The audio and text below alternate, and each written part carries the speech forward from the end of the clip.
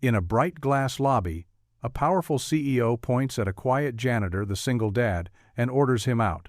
But then, her little girl grabs his hand and whispers one word that freezes the room. "Daddy?" Why does a child call a janitor her father? Soon, hidden memories surface. A year no one talks about. A letter from a lost sister, and a past the CEO was told to forget. The board wants a clean story. A rich investor wants the janitor gone. The little girl just wants the man who never left her.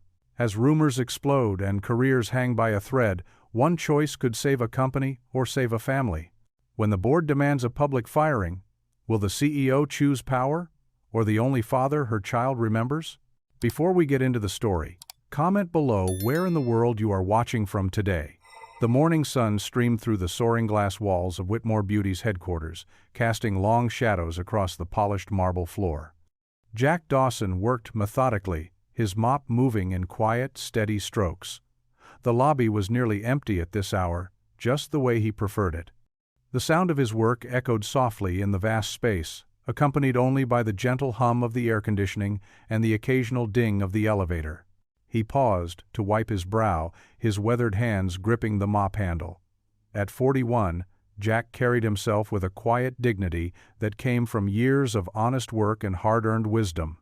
His dark blue maintenance uniform was clean and pressed, even if it wasn't designer material like the suits that usually walked these halls. The peace of his morning routine shattered as the front doors burst open. Sloane Whitmore strode in, her heels clicking sharply against the marble floor. She clutched her daughter Maisie's small hand in one of hers, while the other pressed a sleek phone to her ear through her perfectly styled hair. "I don't care what it takes," Sloane snapped into her Bluetooth. "Find the leak and plug it, now." Her voice carried the steel edge of someone used to being obeyed without question. She pulled Maisie along, barely noticing how the little girl struggled to keep up with her quick pace. Jack kept his head down, but his eyes caught the way Maisie's shoelace had come undone. He wanted to speak up, warn them, but years of experience had taught him when to stay invisible. "The board meeting is in 30 minutes, Sloane continued, her voice tight with stress. "I need that press release revised, and Maisie, keep up." But Maisie had already slipped free of her mother's grip. Her attention had been caught by something much more interesting than adult problems, a broken crayon that had fallen from her backpack. It had split cleanly in two, and now lay in pieces near where Jack was working. Jack noticed her approach and paused his mopping. He set his mop aside and knelt down, reaching into his pocket for the electrical tape he always carried for small repairs. Without a word, he picked up both pieces of the crayon. Maisie watched, fascinated, as Jack's strong, careful hands wrapped the tape around the broken crayon. His movements were gentle and precise, the same way he approached every task, no matter how small. "Is it magic?" Maisie whispered, her eyes wide with wonder. Jack's eyes crinkled at the corners as he began to smile. "Not magic," he said softly. "Just needs a little care, that's all." Before he could hand the fixed crayon back to Maisie, Sloane's sharp voice cut through their moment. "Maisie!" She strode over, her face flushed with anger and embarrassment. "What are you doing?" Maisie held up the repaired crayon. "Look, Mommy, he fixed it!" But Sloane wasn't looking at the crayon. Her eyes darted between her daughter and Jack, who had straightened up but kept his gaze respectfully lowered. Something flickered across her face, recognition perhaps or fear, before it hardened into cold anger. "Security!" she called out, her voice ringing through the lobby. 2 guards appeared almost instantly. "Get this loser out of here!" The words hung in the air like frost. Jack didn't flinch, but something in his shoulders seemed to sink just slightly. He'd heard worse in his life, but somehow, from her, it cut deeper than he expected. The security guards hesitated, knowing Jack as a reliable employee who'd never caused any trouble. The lobby fell into an uncomfortable silence, broken only by the distant sound of phones ringing in the reception area. Then Maisie did something unexpected. She stepped forward and took Jack's hand in her small one. Her grip was surprisingly strong, sure, and familiar. Looking up at the gathered adults with eyes that held wisdom beyond her years, she spoke words that stopped time itself. "But Mommy," she said, her voice clear and innocent in the tense silence, "you said he's my daddy." The world seemed to freeze. Jack's breath caught in his throat as he looked down at the small hand holding his, then up at Sloane's face. Her perfectly composed expression cracked, color draining from her cheeks. The security guards exchanged uncertain glances. The receptionist behind the desk stopped typing mid-sentence. Even the usual bustle of the lobby seemed to have paused, as if the building itself was holding its breath. Sloane stood there, her phone forgotten in her hand, staring at her daughter and the man she'd just called a loser, the man who was so much more than she'd allowed herself to remember. The truth hung between them like a physical thing, heavy with years of unspoken words and buried memories. The lobby fell into a deafening silence. Even the usual hum of the air conditioning seemed muted as staff members exchanged uncomfortable glances. Security guards shifted awkwardly, their hands hovering near their radios, unsure whether to follow Sloane's earlier command. Jack's chest tightened as he looked at Sloane, her perfectly composed facade cracking for just a moment. Maisie's small hand remained firmly wrapped around his, warm and trusting. The words she'd spoken hung in the air, like suspended crystal, fragile and sharp. "Maisie, sweetheart," Sloane's voice took on a forcefully cheerful tone. "You're confused. Let's go upstairs now." She reached for Maisie's other hand, but the little girl shrank closer to Jack. "I'm not confused," Maisie insisted, her voice small but clear. "You told Grammy that he took care of me when I was little. You said he was like my daddy." Jack watched Sloane's face pale slightly.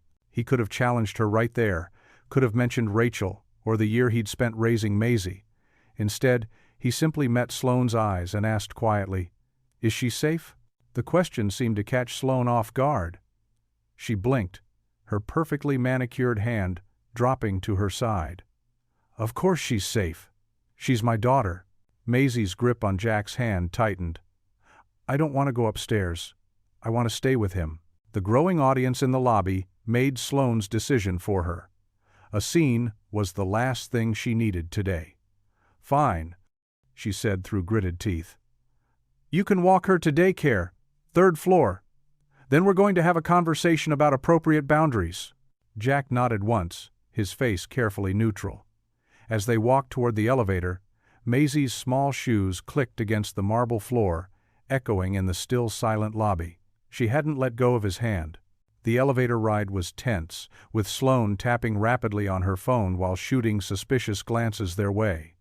Maisie hummed softly, swinging Jack's hand, completely at ease. When the doors opened on the 3rd floor, the familiar sounds of children playing spilled into the hallway. "Good morning, Jack," Miss Sarah, the lead daycare teacher, called out with genuine warmth as they entered. "Haven't seen you in ages." Her smile faltered slightly when she noticed Sloane's presence. "Hi, Miss Sarah," Jack replied softly. "Just dropping off Maisie today." The familiar way Miss Sarah greeted Jack wasn't lost on Sloane. She watched as her daughter immediately dragged Jack toward a reading corner, showing him her favorite book. The memories hit Jack like gentle waves. He remembered this room, though it had been painted since then. There, by the window, was where he used to sit with baby Maisie during his lunch breaks, reading stories while Rachel was in treatment. The little art table was new, but he could still picture Maisie's first finger painting, proudly displayed on Rachel's hospital room wall. "Remember when we used to read Goodnight Moon together?" Maisie asked, pulling out a worn copy of the book. "You did all the funny voices." Jack's throat tightened. "I remember, sweetheart." Sloane cleared her throat sharply. "Maisie, say goodbye now. Mr. Dawson needs to get back to work." Maisie's face fell, but Jack gave her hand a gentle squeeze. "It's okay," he said softly. "You have a good day at school, all right?" She nodded bravely, though her lower lip trembled slightly. "Will you come back?" Before Jack could answer, Sloane stepped between them. "Goodbye, Mr. Dawson." He backed away slowly, his eyes lingering on Maisie for a moment before he turned and left. The walk back to the lobby felt longer than before, each step heavy with memories of Rachel, of baby Maisie, of the family they'd almost been. Later that afternoon, Sloane sat in her corner office, the city sprawling out below her window. Her laptop displayed the lobby's security footage from that morning. She watched as Jack carefully wrapped the electrical tape around Maisie's broken crayon, his movements gentle and patient. The camera angle caught Maisie's delighted smile when he handed it back to her, good as new. Something flickered across Sloane's face.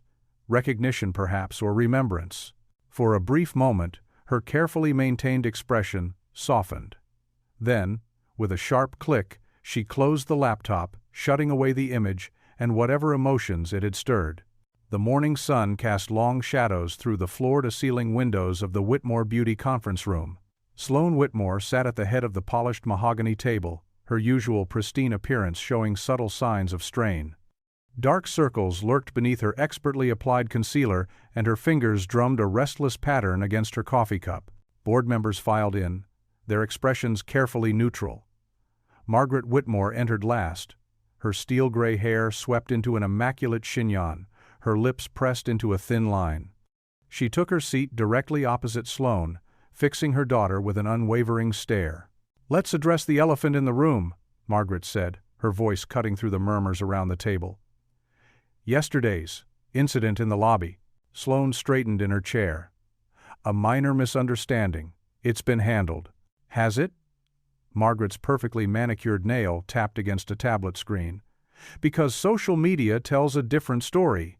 Your daughter caused quite a scene, calling a janitor daddy. Really, Sloane?"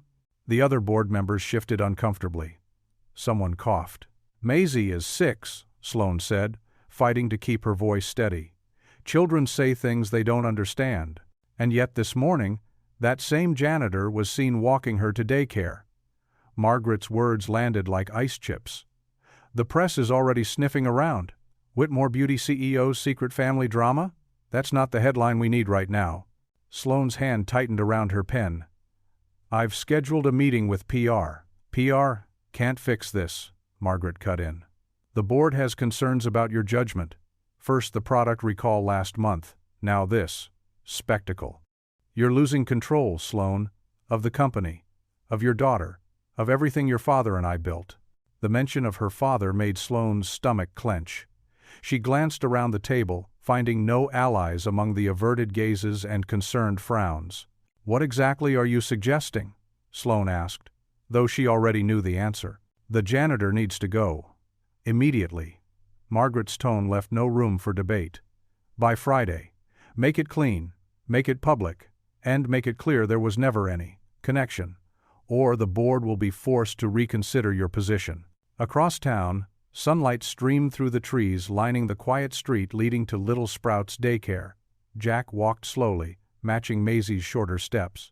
She skipped beside him, her pink backpack bouncing, chattering about her latest art project. "And then I'm gonna draw a rainbow," Maisie said, her small hand warm in Jack's calloused one. "A big one, with extra colors. Can you help me, Daddy?" Jack's heart squeezed at the word. He stopped walking, kneeling down to her level. "Maisie, sweetheart?" "Good morning, Mr. Dawson," called Miss Chen, the lead teacher, from the daycare entrance. Other parents were arriving, some slowing to watch the interaction with poorly concealed curiosity. "Daddy, can we get ice cream after school?"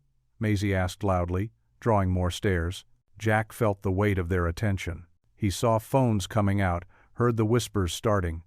His throat felt tight as he remembered similar moments from years ago, reading bedtime stories, kissing scraped knees, teaching her to stack blocks. Before everything changed.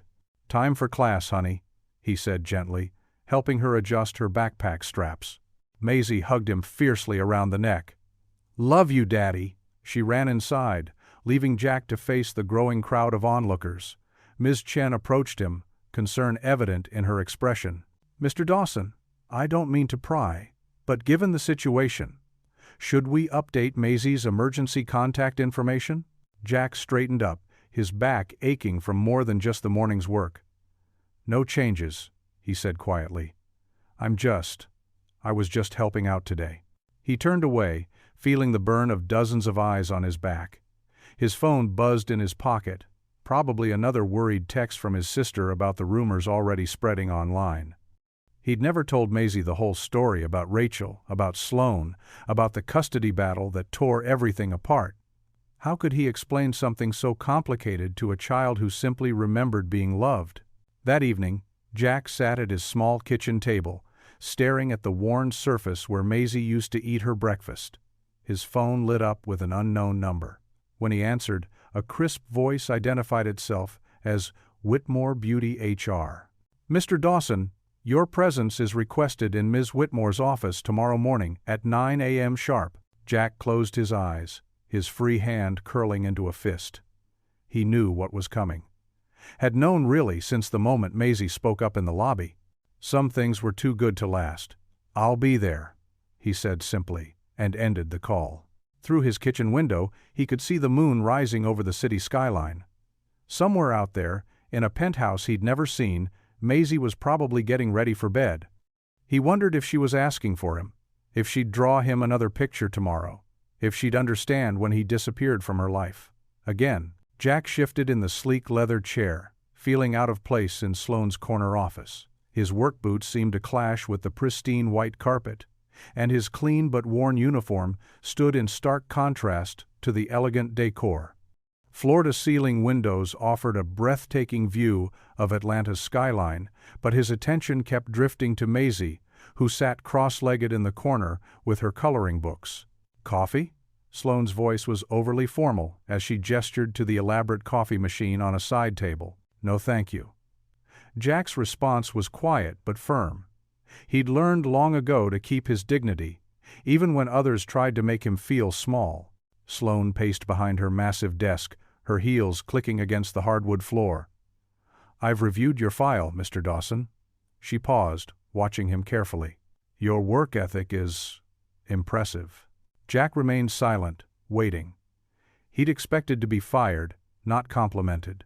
"I'm offering you a promotion," Sloane continued, her words measured and precise. "Head of facilities. It's a temporary position, of course, but it comes with significant benefits and a considerable salary increase." Jack's eyes narrowed slightly. "Why?" In the corner, Maisie hummed softly as she colored, seemingly oblivious to the tension in the room. "The company needs positive PR right now," Sloane explained, her corporate mask firmly in place. "Your connection with Maisie has created certain expectations. This arrangement would benefit everyone involved." "You mean it would look good in the papers?" Jack said quietly. The caring CEO promoting the humble janitor. A flicker of something, perhaps respect, crossed Sloane's face. "Yes," she admitted. "But it would also give you better access to—" She glanced at Maisie. "To your daughter?" Jack finished, his voice low enough that Maisie couldn't hear. Sloane's perfectly maintained composure cracked slightly. "This is strictly business, Mr. Dawson. Nothing personal." Jack leaned forward, his calm demeanor unchanged, but his eyes intense. "Everything about this is personal, Miss Whitmore. That little girl remembers me. She remembers love. Even if you've forgotten what that looks like." Sloane flinched as if he'd struck her. "I'll take the position," Jack continued, standing slowly. "But understand something. I'm not your pawn. I won't be used to make you look good, and I won't pretend to be something I'm not. I'm here for Maisie." Sloane nodded stiffly, extending her hand. "Welcome aboard, Mr. Dawson." Their handshake was brief and formal, but both felt the weight of unspoken history between them.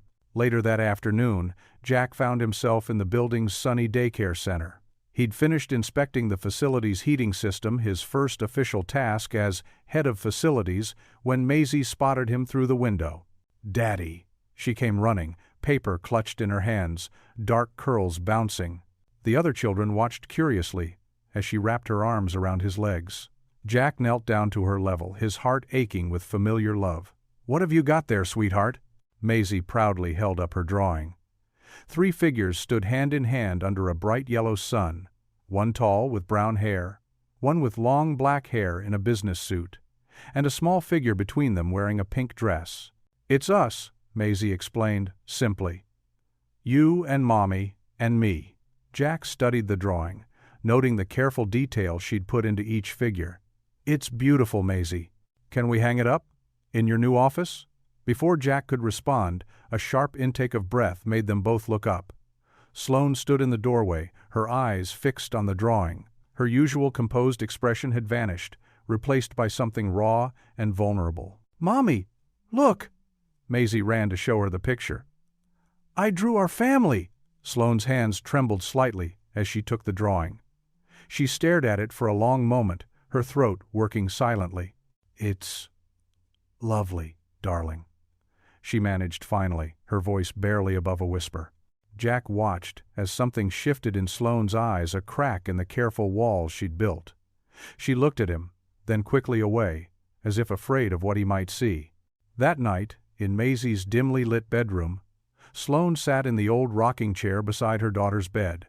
Maisie slept peacefully, one arm wrapped around her stuffed elephant, the other clutching the edge of her blanket just like Rachel used to do.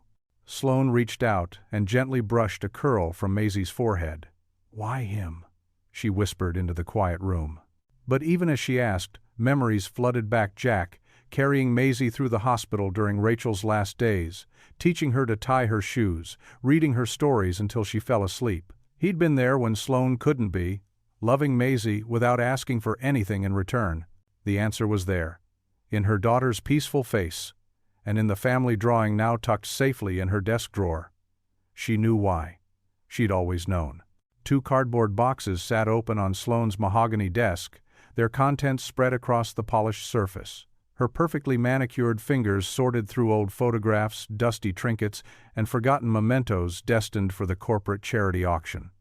The late afternoon sun cast long shadows through the floor-to-ceiling windows, painting everything in soft amber light. Her hand froze as it brushed against a cream-colored envelope, slightly yellowed with age. Her sister, Rachel's familiar handwriting, jumped out at her. "For Sloane, if she ever asks why." Sloane's throat tightened. She hadn't seen Rachel's handwriting in years, not since before. She pushed the thought away, but her fingers trembled as they traced the sealed edge of the envelope. Without thinking, she grabbed her car keys. She couldn't read this here, not where everyone could see, not where the carefully constructed walls of her corporate persona might crack. The parking garage was almost empty this late in the day.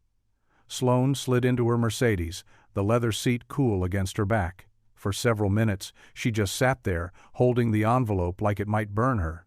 Finally, with shaking hands, she broke the seal. "Dear Sloane, if you're reading this, you're finally ready to know the truth. I've waited so long for you to ask why. Why I left. Why I took the blame. Why I chose silence over explaining.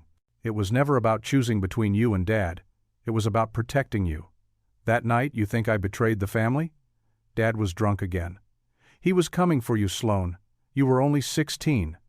I couldn't let him hurt you the way he hurt me. So I took the blame. I let him think I was the troublemaker, the disappointment. Better me than you. I know you believed I abandoned you. But every single day, I watched over you from afar. Through college, your first job, your rise at Whitmore Beauty. I was so proud of you, even if I couldn't tell you. And then there was Jack. He knew everything, but I made him promise never to tell you. He wanted to fight, to expose Dad's lies, but I knew that would destroy the life you'd built. Jack understood sacrifice. He understood protecting the ones you love at any cost. When Maisie was born, you were so focused on your career, on proving yourself. Jack and I, we just wanted to help. Those months Maisie stayed with us weren't about taking her away from you. They were about giving her the love and attention she needed while you fought your battles in the boardroom. Jack loved her like his own from the first moment. He would sit for hours, just holding her, singing those silly songs Mom used to sing to us. He never judged you, Sloane. He only ever wanted to help, to give Maisie the stable love every child deserves. The night before I died, Jack promised me he would always protect both of you, you and Maisie. He's kept that promise, even when you pushed him away, even when you called him names, even when you tried to erase him from Maisie's life. I know you're angry. I know you feel betrayed. But please, Sloane, look past the armor you've built. Look at how Maisie lights up around him. Look at how he's never stopped caring, never stopped showing up, never stopped believing in the good in both of you. The truth is, I didn't just leave you a niece. I left you a family, one that knows how to love without conditions, without corporate mergers, without board approval. Jack and Maisie, they're the gift I wanted to give you. The chance to heal, the chance to be loved for who you are, not what you achieve. It's time to let go of the past, sister. It's time to let love in. Always with you, Rachel. Tears streamed down Sloane's face, smudging her perfect makeup. Her shoulders shook with silent sobs as years of carefully constructed walls crumbled. All this time, she'd been so wrong. About everything. About Rachel, about Jack, about love itself. She sat in her car until the sun set, reading and rereading the letter until the words blurred together. When she finally looked up, the parking garage was dark except for the security lights. Wiping her eyes, she started the car and drove home on autopilot. As she turned onto her street, she saw them, Jack and Maisie, walking home from their evening at the park. Sloane pulled over, keeping her distance. Jack was making elephant noises, his arms swinging like a trunk. Maisie giggled uncontrollably, trying to imitate him but breaking into laughter every few steps. Then Jack switched to monkey sounds, and Maisie immediately joined in, both of them hunching their shoulders and scratching their sides in perfect primate fashion. The sight made Sloane's heart ache with a new kind of pain, not the sharp stab of resentment she was used to, but a softer hurt, one mixed with longing and regret. She watched as Jack scooped Maisie up and spun her around, their shared laughter floating through the evening air. For the first time, she saw what Rachel had seen. Not a janitor trying to steal her daughter, but a man who had chosen to love them both when he had every reason not to. A man who had kept his promise to her sister, even when it cost him everything. Sloane's hand found Rachel's letter in her purse, clutching it like an anchor as she watched her daughter's face glow with pure joy in Jack's presence. Her carefully guarded heart softened, just a little, just enough to let the truth begin to seep in. The fluorescent lights buzzed softly in the empty hallway as Sloane made her way to the basement level. Her heels clicked against the polished floor, each step echoing in the silence. It was well past normal business hours, and most of the building had emptied out. She carried 2 paper cups from the cafe down the street, steam rising gently from their rims. At the door marked Facilities Management, she paused. Through the frosted glass, she could see a light still on. Her knuckles hovered for a moment before she knocked 3 gentle taps. "Come in," Jack's voice called out. The office was smaller than she remembered, with filing cabinets lining one wall and a desk covered in maintenance schedules and work orders. Jack sat behind the desk, his sleeves rolled up, tie loosened. He looked up, surprise flickering across his face when he saw who it was. "I brought tea," Sloane said, holding up the cups. Her voice was softer than usual, missing its sharp corporate edge. "I noticed you always have tea at this hour." Jack's expression remained neutral, but he gestured to the chair across from his desk.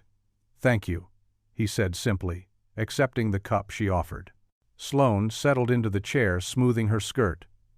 The silence stretched between them, filled only by the distant hum of the building's heating system. "Maisie drew another picture today," Jack said finally, breaking the quiet.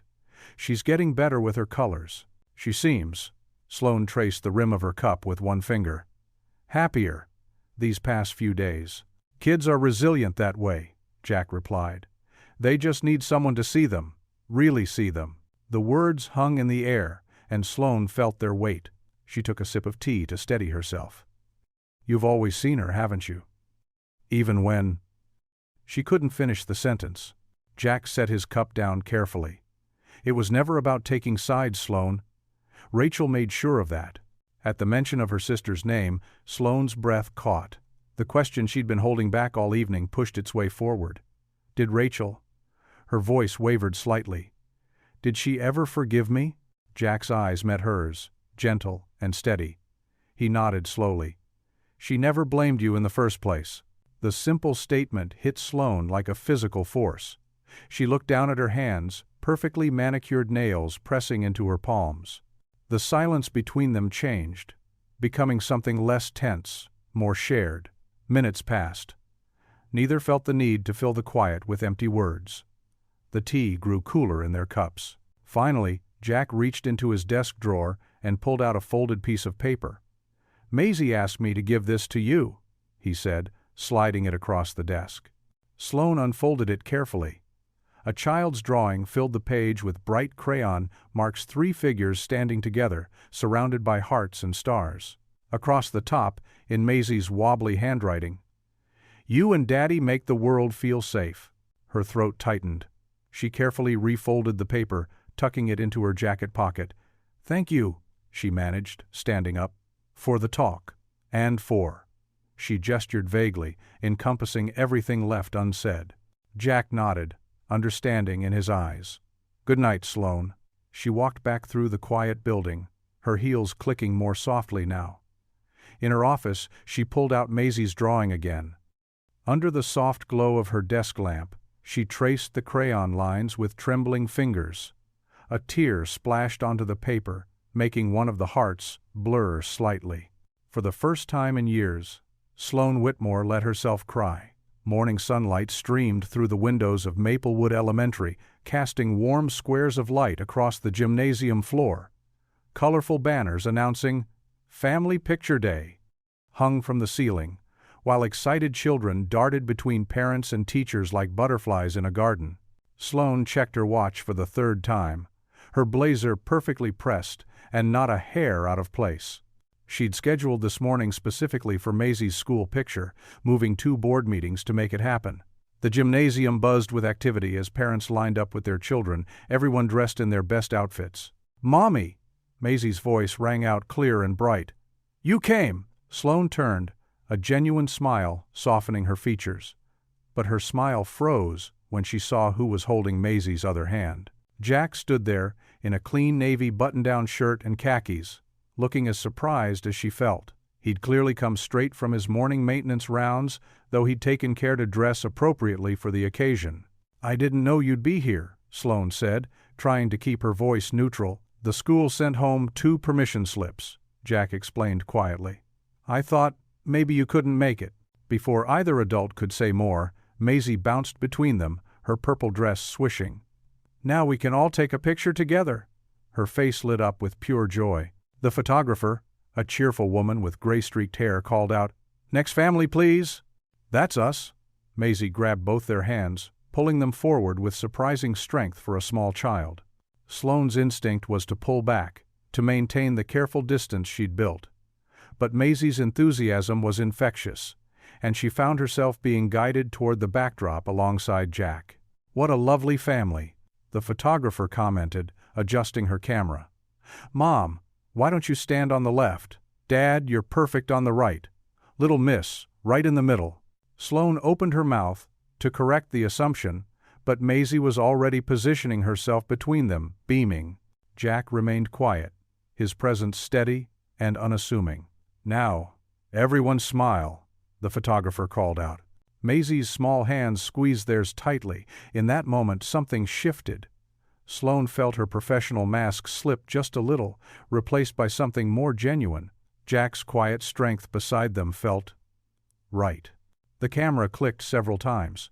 "Oh, that's wonderful." The photographer turned her camera screen to show them. "Look at this one." Sloane's breath caught. The photo was perfect. Maisie's joy radiated from the center, her smile pure sunshine.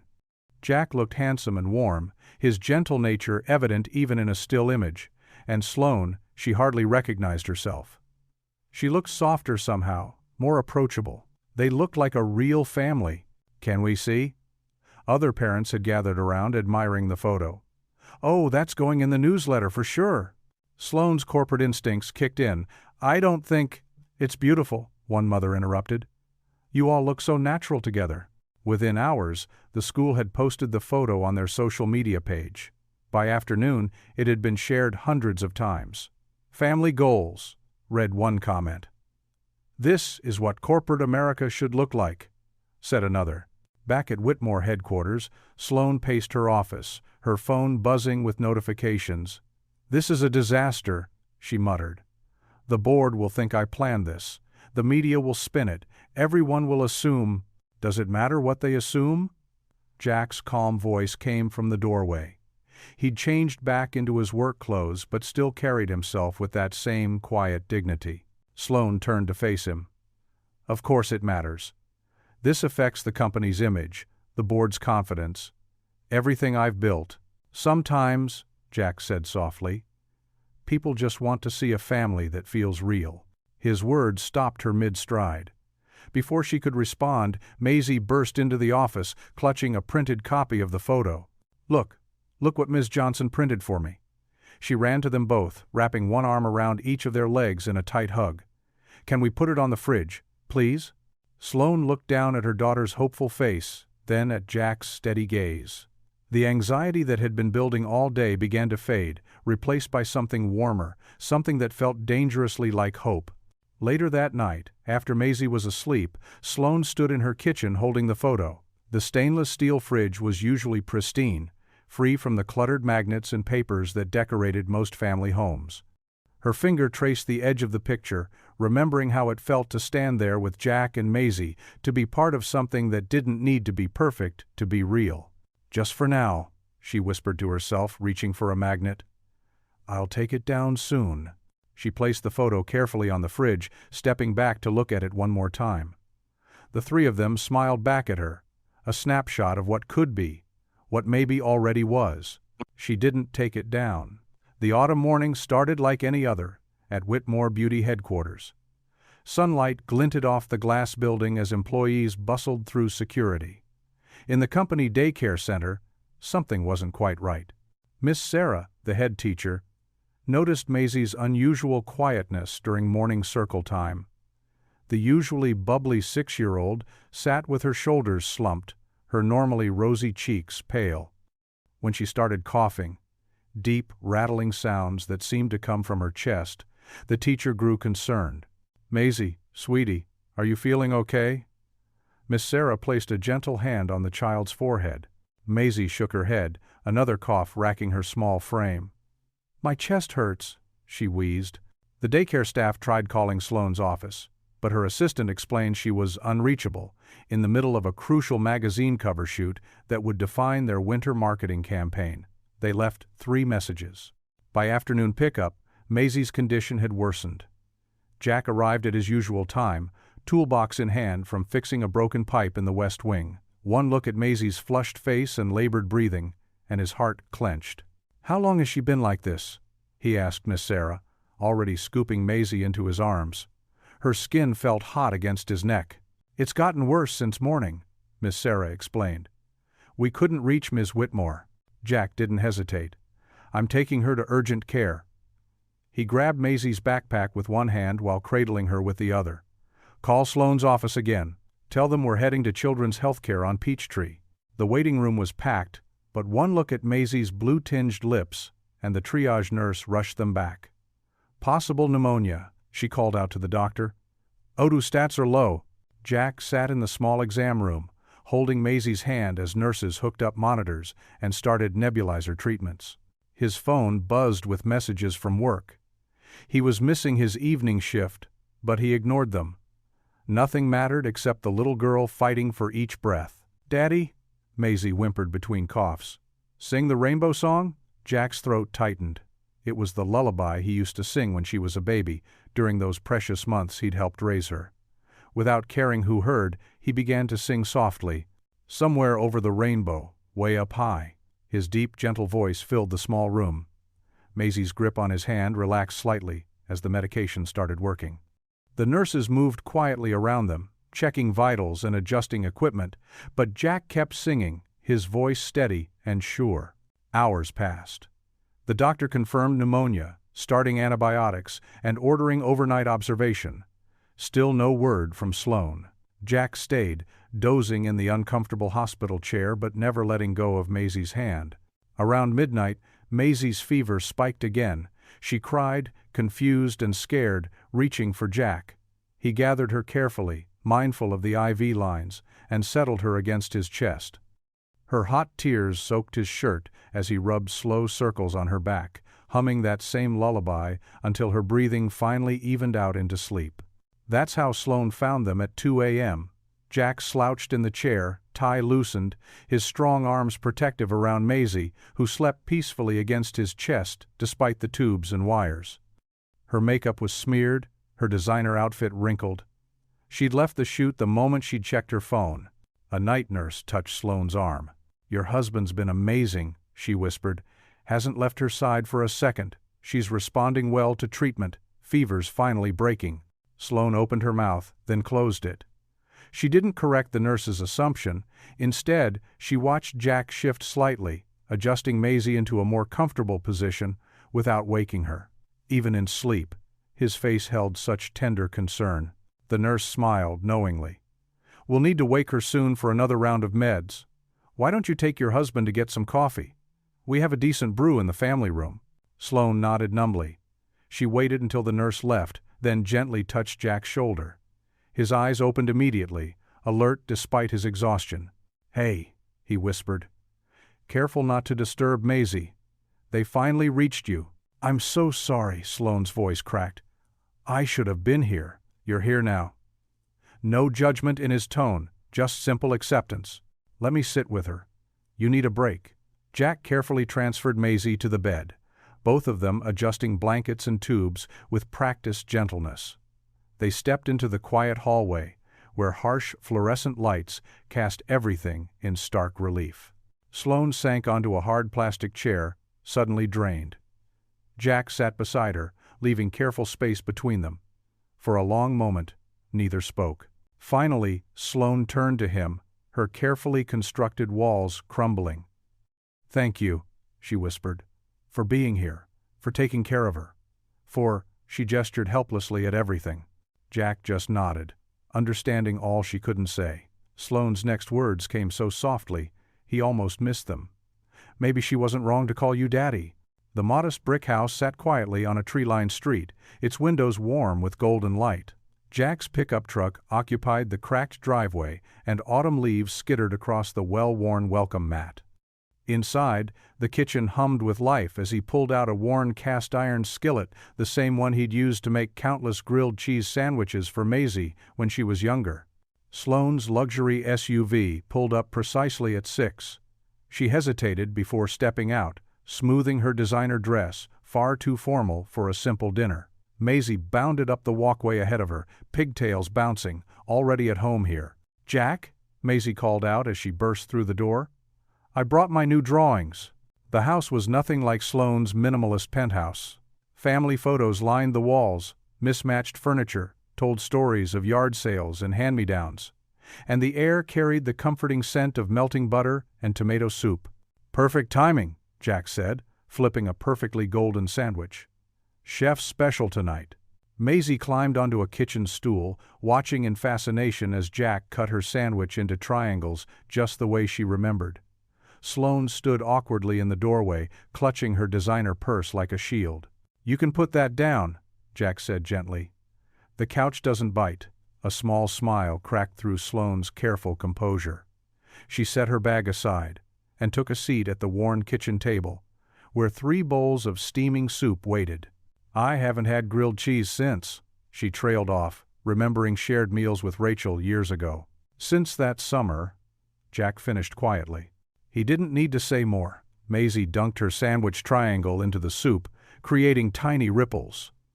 "When I grow up," she announced, "I want to be a doctor, artist, astronaut."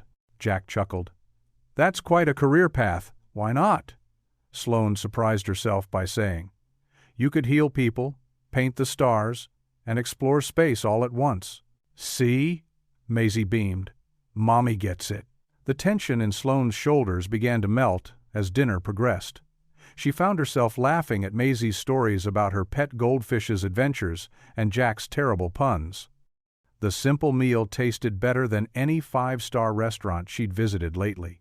"Remember when you taught me to make paper airplanes?" Maisie asked Jack, her eyes bright with memory. "How could I forget?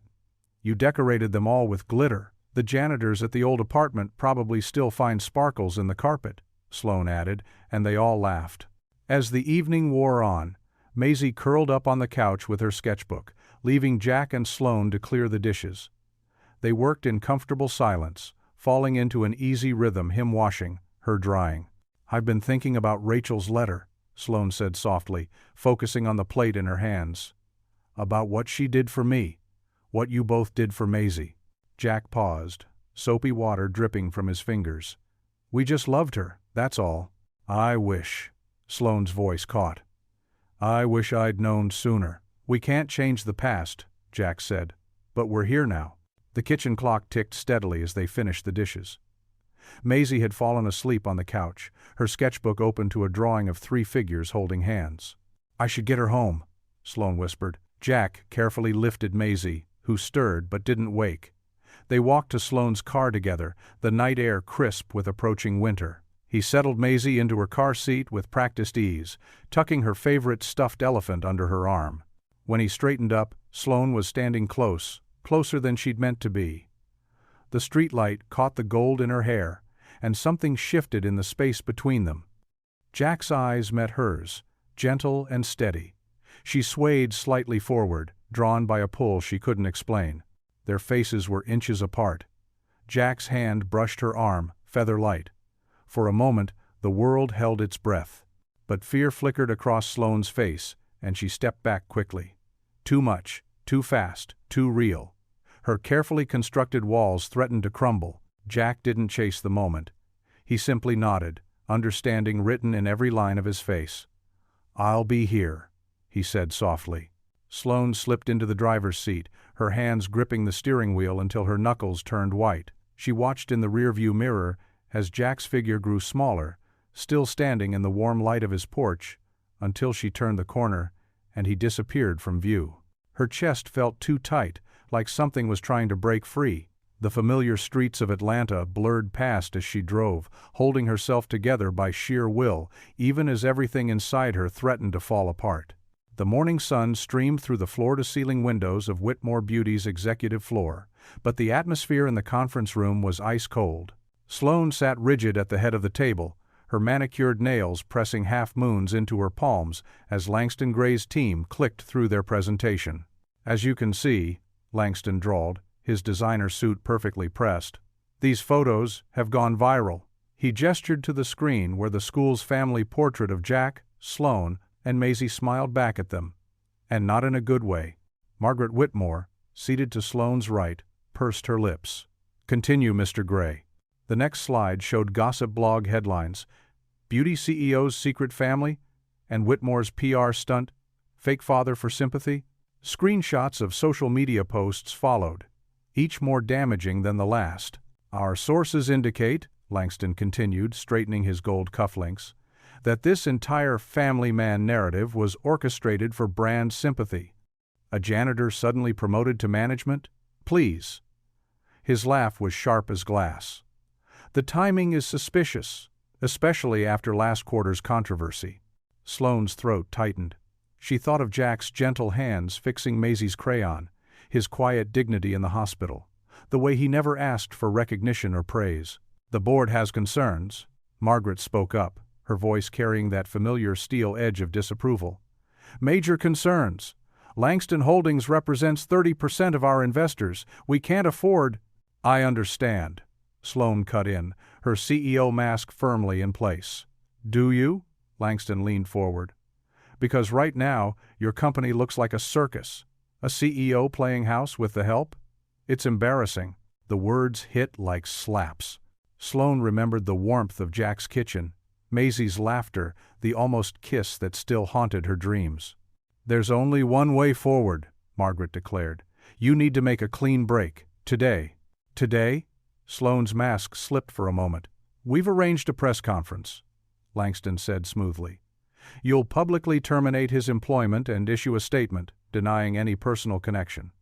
Make it clear this was all a misunderstanding blown out of proportion by social media. And if I refuse?" Margaret's eyes narrowed. "Then the board votes this afternoon. Langston pulls his investment. The company your father built crumbles." She leaned closer to Sloane. "Sacrifice one man, or lose it all." Sloane stood at the podium 2 hours later, cameras flashing. The press room buzzed with anticipation. Jack stood to the side, looking impossibly calm in his facility's uniform. He'd come when called, no questions asked. Maisie sat in the front row beside her grandmother, wearing the pretty blue dress Margaret had brought for the occasion. She waved at Jack, who gave her a small, sad smile. "Thank you all for coming," Sloane began, her voice steady and cold. The speech felt like ashes in her mouth. "I've called this conference to address recent speculation about Whitmore Beauty's management decisions and my personal life." The cameras clicked faster. Jack stood perfectly still, Several weeks ago, we promoted a member of our facilities staff in what we believed would benefit company morale. However, this decision has led to unfortunate misunderstandings and inappropriate speculation about personal relationships that do not exist. Maisie's smile began to fade. She looked between Jack and her mother, confusion clouding her face. Therefore, effective immediately, Jack Dawson's employment with Whitmore Beauty is terminated. Any suggestion of a personal connection between us is false. This company has always maintained professional standards, and we will continue to do so. The room erupted with questions. Cameras flashed like lightning, but all Sloane could hear was Maisie's cry of, "No!" Her daughter jumped up, trying to run to Jack. Margaret caught her arm, holding her back, as Maisie struggled and screamed, "Daddy, don't let them make you go!" Jack stepped forward then, kneeling to Maisie's level. His voice was gentle, steady. Everything Sloane's wasn't. "It's okay, honey. I'll always be nearby." "Promise?" Maisie sobbed. "Promise." He stood, straightened his uniform jacket, and walked toward the exit. He didn't look back at Sloane. He didn't need to. Maisie broke free from Margaret and ran to Sloane, pounding her small fists against her mother's legs. "I hate you! I hate you! Bring him back!" Sloane lifted her daughter, holding her close as Maisie's tears soaked into her expensive blazer. Through the glass doors, she watched Jack's figure grow smaller, then disappear entirely. The cameras kept flashing, the reporters kept shouting questions. Margaret was already talking about damage control. Langston smiled his shark smile. But all Sloane could feel was the weight of her sobbing daughter and the crushing realization that she'd just lost something no company valuation could measure. The empire she'd fought so hard to protect suddenly felt like a gilded cage, and she'd just locked them all inside. The autumn morning brought a chill that matched Jack's mood as he loaded cleaning supplies into his old pickup truck.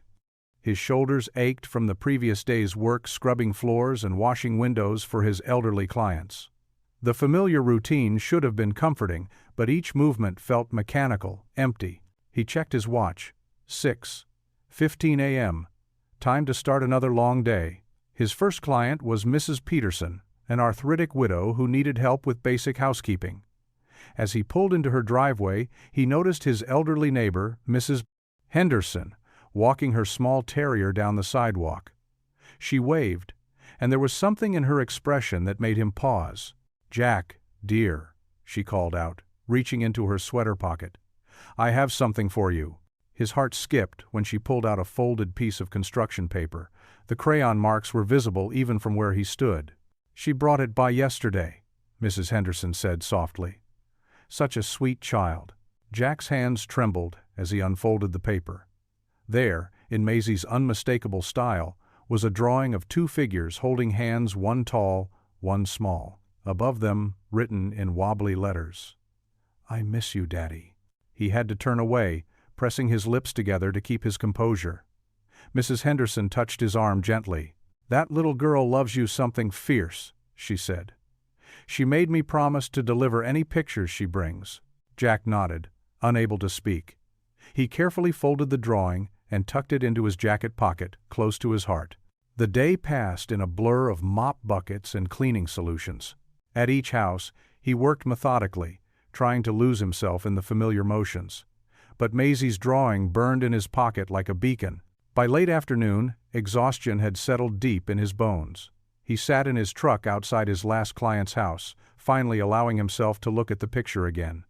The crayon lines were slightly smudged now from being carried all day. Maisie had drawn herself wearing the purple dress she loved, the one with butterflies on it. She'd drawn him in his work clothes, but with a smile bigger than he'd worn in weeks. Something cracked inside him. The tears came suddenly, silently at first, then in deep, shuddering sobs that echoed in the quiet cab of his truck. He hadn't cried since Rachel died. Not like this. But now the grief poured out. For Maisie, for the family they'd almost become, for the love that had slipped through his fingers like water. When the tears finally subsided, the setting sun had painted the sky in shades of pink and gold. Jack wiped his eyes with his sleeve and started the truck. Time to go home. His small house felt especially empty that evening. He heated up a can of soup, barely tasting it as he ate at his kitchen counter. The drawing sat beside him, propped against the salt shaker.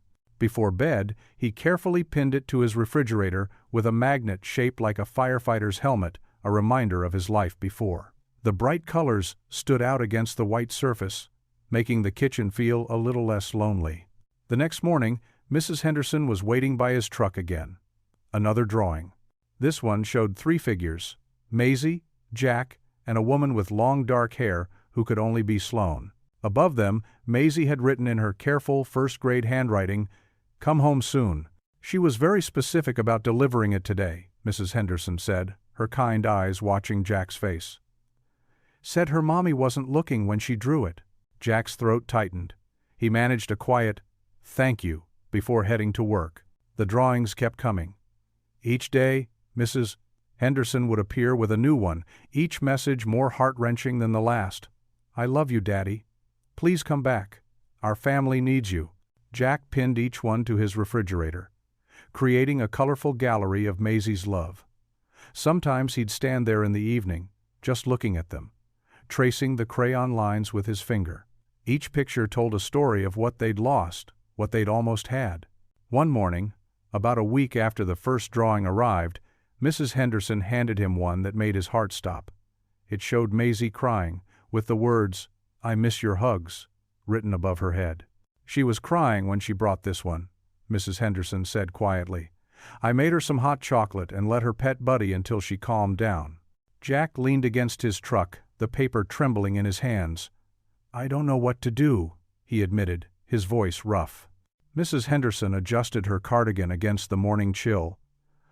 "Sometimes," she said, "the bravest thing we can do is just keep showing up, keep loving, keep leaving the door open." That evening, Jack added the newest drawing to his growing collection. The refrigerator was becoming crowded now, each picture a testament to a love that refused to be silenced. He stood there for a long time, looking at them, all the family portraits, the "I miss you" messages, the hearts and flowers and everything else Maisie's young heart had poured onto paper. As he turned away to head to bed, he caught his reflection in the window. His eyes were tired, but something else was there too, a determination he hadn't felt in weeks. Mrs. Henderson was right. All he could do was keep showing up, keep loving Maisie from afar, and trust that somehow, someday, it would be enough. Tomorrow would bring another drawing, another piece of Maisie's heart to add to his collection, another reminder that sometimes love speaks loudest through crayon marks and misspelled words, through elderly neighbors and quiet acts of defiance. For now, that had to be enough. The morning sun streamed through the floor-to-ceiling windows of Whitmore Beauty's executive floor, but it brought no warmth to Sloane's office. Her PR team buzzed around her like anxious bees, their voices a blur of rehearsed phrases and damage control strategies. "Remember to emphasize our commitment to family values," Sarah, her head of communications, said while adjusting Sloane's blazer collar. "But distance yourself from the incident." Sloane sat motionless in her leather chair, staring at her reflection in the dark computer screen. The woman looking back at her seemed foreign. Perfectly coiffed hair, expertly applied makeup, designer suit. But her eyes were vacant, like someone had switched off the light behind them. "Ms. Whitmore?" Another PR assistant waved a stack of note cards in front of her. "These are your talking points for the investor meeting. We've highlighted the key phrases in yellow." Sloane didn't reach for the cards. Her fingers traced the edge of her desk instead, finding a small crayon mark Maisie had left there weeks ago. The memory of her daughter's laughter mixed with Jack's gentle voice hit her like a physical blow. 10 minutes until the meeting," her assistant called from the doorway. "The board's already gathering in the main conference room." The PR team continued their frantic preparations. Someone pressed a water bottle into her hand. Another adjusted her microphone pack. Through it all, Sloane remained still, like a statue being dressed for display. "Remember," Sarah said, squeezing her shoulder, "stick to the script. This is about saving the company. Your mother's already in there with the major stakeholders. Don't let her down." Sloane stood mechanically, smoothing her skirt. The walk to the conference room felt like moving through water. Each step required conscious effort, each breath carefully measured. The massive oak doors opened to reveal a room full of power suits and stern faces. Her mother, Margaret, sat at the head of the table, her expression carved from ice. The Langston Holdings representatives flanked her left, their laptops open and ready to document every word. "Sloan," Margaret nodded curtly. "We're ready to begin." The PR team had positioned themselves strategically around the room. Sarah gave her an encouraging thumbs up from the corner.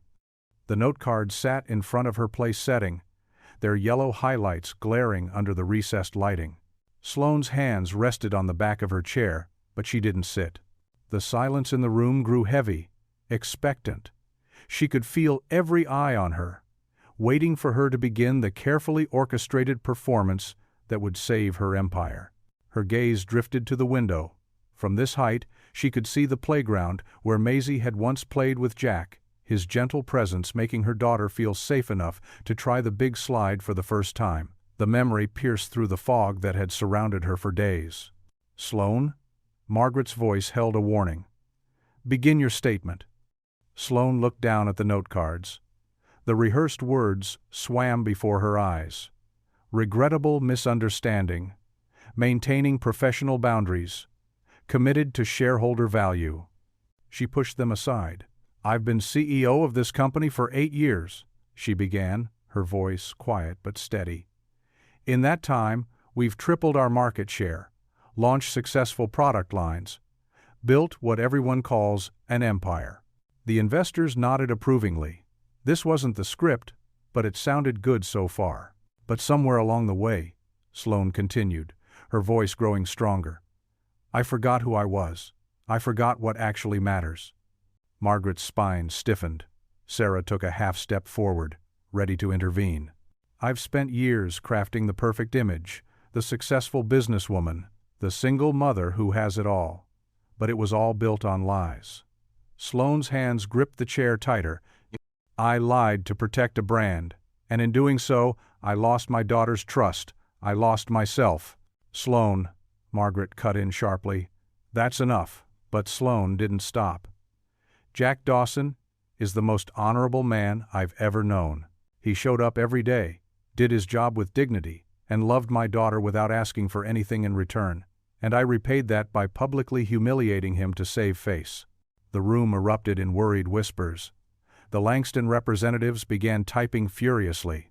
"If maintaining this image means betraying good people, if it means teaching my daughter that power is more important than truth, then I don't want it anymore." Sloan straightened to her full height. "I hereby resign as CEO of Whitmore Beauty, effective immediately." "You can't do this." Margaret stood, her face flushed with anger. "Think about everything we've built." "That's just it, Mother." Sloane's voice was calm now, peaceful even. "We built it on appearances, on control, on fear. I'm choosing to build something new on truth." She turned away from the table, ignoring the chaos erupting behind her. Sarah's mouth hung open in shock. The investors were already on their phones, no doubt watching the company's stock price plummet in real time. But Sloan didn't look back. Her heels clicked steadily across the marble floor as she walked to the door. Each step felt lighter than the last, as if she were shedding layers of armor she'd worn for years.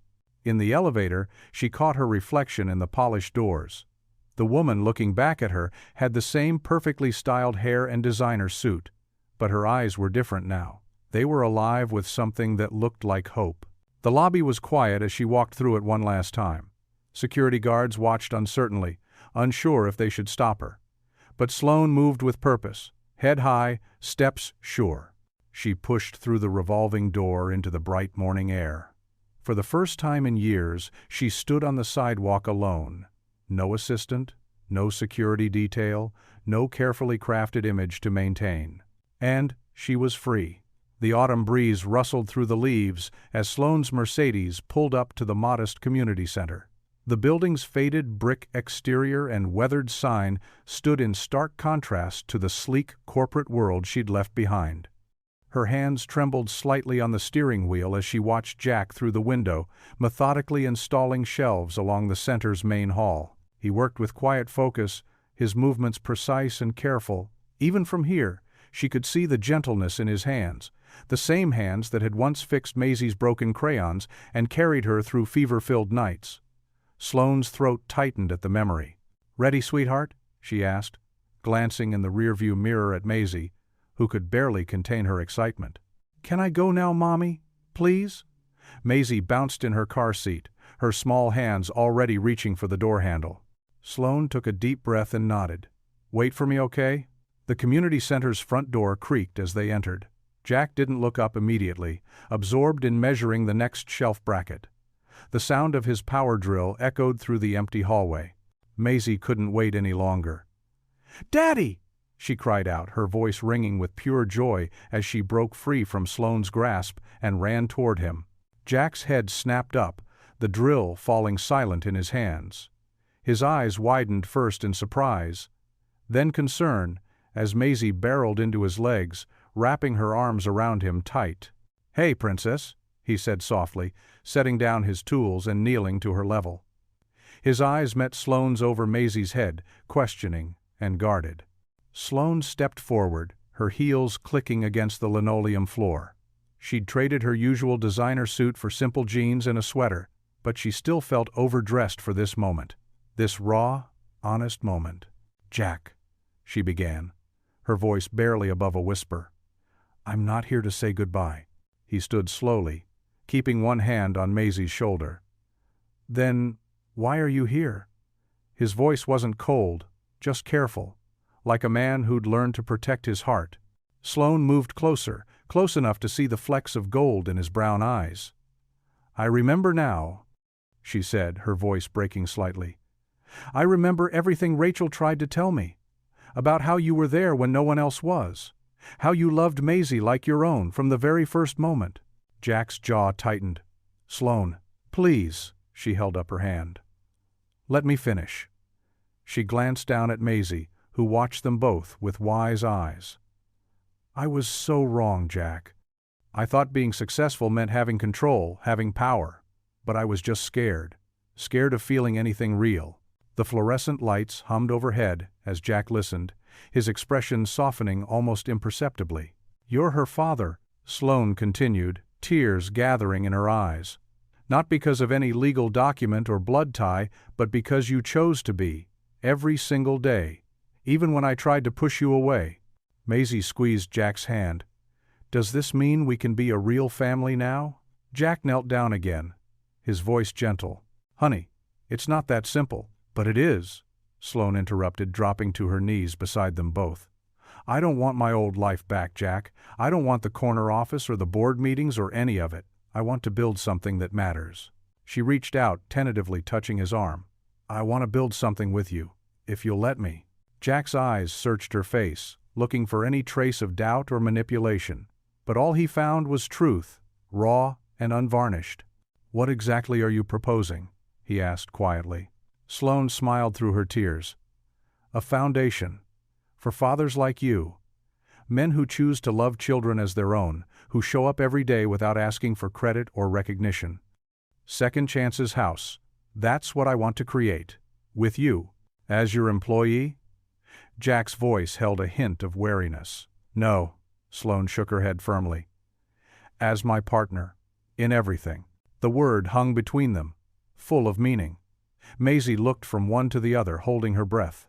Jack's hand trembled slightly as he reached up to brush a tear from Sloane's cheek. "You'd give up everything? Your whole world?"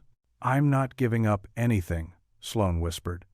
"I'm finally choosing what matters, who matters." Maisie couldn't contain herself any longer. She threw her arms around both of them, pulling them into a group hug. Jack's strong arms encircled them both, and Sloane felt something inside her chest unlock, like a door finally opening after years of being sealed shut. "You sure you want this life?" Jack murmured against her hair, his voice rough with emotion. Sloane pulled back just enough to meet his eyes, seeing in them all the quiet strength and dignity that had humbled her. "I want our life," she answered simply. They stayed like that, the three of them holding each other in the empty hallway of a community center that suddenly felt full of possibility. Through the windows, autumn sunlight painted them in warm gold, like a family portrait coming to life.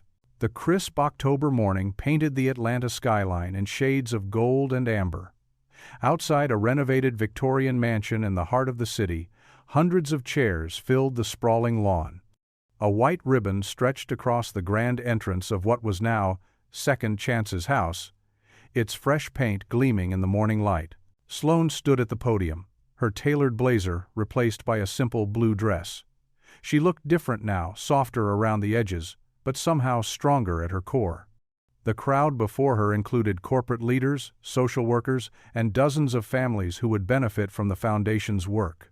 6 months ago, she began, her voice clear and steady. I thought I knew what success looked like. I had the corner office, the corporate empire, and a life that looked perfect from the outside. She paused, finding Jack's eyes in the crowd. But I was wrong about everything that mattered. Jack sat in the front row, his hand resting protectively on Maisie's shoulder.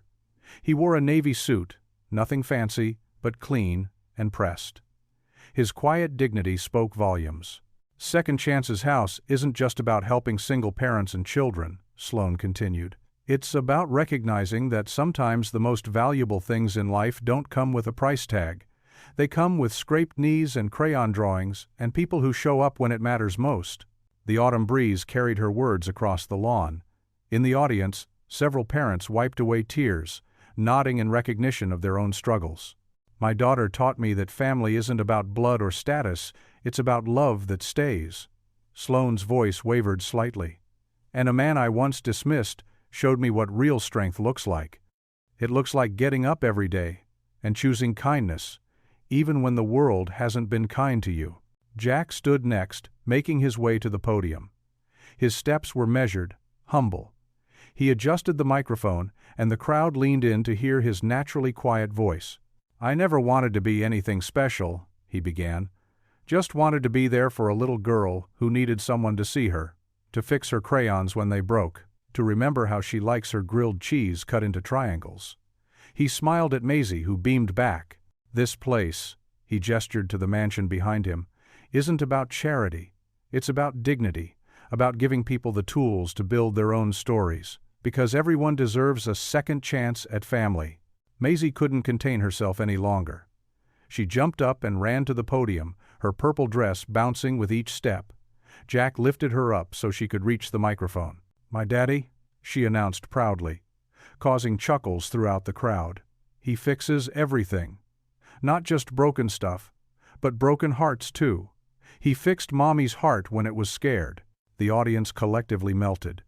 Several board members who had once looked down on Jack now watched with misty eyes as he held his daughter with natural grace. Sloane joined them at the podium, and together they cut the ribbon. Camera flashes captured the moment. Not staged this time, but genuinely joyful. The crowd erupted in applause as the doors to Second Chance's house officially opened. Inside, the mansion had been transformed. The formal parlor was now a warm welcome center, with comfortable couches and children's books. The grand dining room housed long tables where families could share meals together. Upstairs, classrooms offered job training, parenting classes, and counseling services. As guests toured the facility, Jack and Sloane found themselves on the wide front porch. Maisie sat on the steps below them, concentrated on her latest masterpiece, a crayon drawing of the house with dozens of stick figures holding hands. The late afternoon sun cast long shadows across the lawn. Jack watched Maisie work, her tongue poking out in concentration just like her mother's did when she was focused. She's got your fire, he said softly to Sloane, noting how Maisie attacked the blank paper with determination. Sloane leaned against him slightly, allowing herself to relax into this moment of peace. She's got your heart, she replied, watching their daughter add another smiling face to her growing paper family. Sunlight streamed through the bay windows of their Victorian home, casting warm patterns across the hardwood floors. The kitchen hummed with Sunday morning energy cereal boxes lined up like soldiers, milk spots dotting the counter, and the gentle clink of spoons against ceramic bowls filling the air. Jack stood at the sink, his hands deep in sudsy water as he washed the pancake pan from earlier. The sleeves of his faded blue Henley were rolled up to his elbows, and a content smile played at the corners of his mouth. From the dining room came the sound of Maisie's giggles mixing with Sloane's gentle murmurs as they cleared their breakfast dishes. The house felt alive, lived in, loved. Family photos lined the walls, not the stiff, formal portraits that once dominated Sloane's corporate office, but candid moments caught in natural light.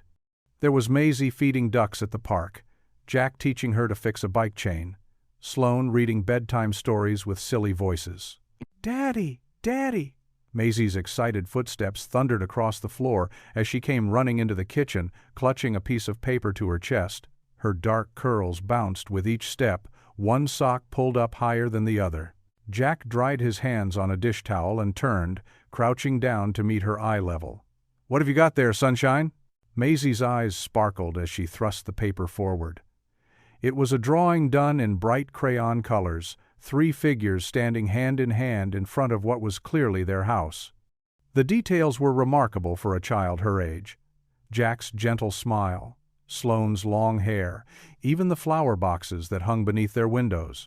"I like this one better than the one we took at school," Maisie declared, pointing to the formal family photo that hung on their refrigerator. Jack studied both pictures, his expression thoughtful. "Why's that?"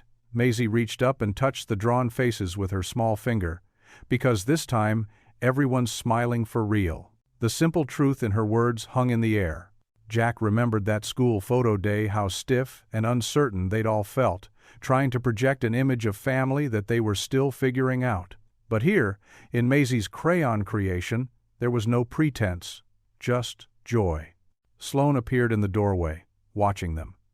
She'd traded her corporate wardrobe for soft yoga pants and one of Jack's old sweatshirts, her hair loose around her shoulders. The sight of her like this still took Jack's breath away, not because she was less put together, but because she was so much more herself. "She's right, you know," Sloane said softly, moving to stand beside them. She studied the drawing, her fingers absently playing with the ends of her hair, a habit she'd picked up since letting go of her need to always appear perfect. "Look at how happy we all are in her picture." Jack nodded, his throat tight with emotion. "That's because we are happy, aren't we?" "The happiest," Maisie confirmed, with all the certainty of childhood. Sloane leaned down and pressed a soft kiss to Jack's cheek, her hand resting on his shoulder. The gesture was casual, comfortable, the kind of easy affection that had grown between them naturally, like wildflowers in spring. "I'm going to hang it right here," Maisie announced, pushing a magnet aside on the fridge to make space for her artwork. "So everyone can see our real smiles, every day." Jack watched her arrange the drawing with careful precision, his heart so full it ached. Here was his daughter, not by blood, but by the deeper bonds of love and choice, creating art that showed the world as she saw it. A world where family wasn't about perfect photos or proper appearances, but about real smiles and mismatched socks and Sunday morning cereal bowls. "Come here, you," Jack said, reaching for Maisie. She squealed with delight as he scooped her up, spinning her in a circle that sent her curls flying. Her laughter echoed off the kitchen walls, pure and uninhibited. Sloane watched them, her eyes soft with love. The morning light caught the silver chain around her neck, a simple locket that held a tiny photo of Rachel, keeping her sister's memory close. But there was no sadness in her smile now, only gratitude for the unexpected path that had led them here. She once called him a loser. Now, she just calls him home. The autumn sunlight continued to pour through the windows, warming the kitchen where a family's love had turned a house into a sanctuary. Their real smiles on paper and in life told the story of second chances, of hearts healing, of love that chose to stay. What would you do if you were in their place? Comment your answer below, and let's see how you'd rewrite the ending. If you enjoyed the story of Jack Dawson, I handpicked the next story that you will enjoy. Please don't miss this one. Click here to watch it.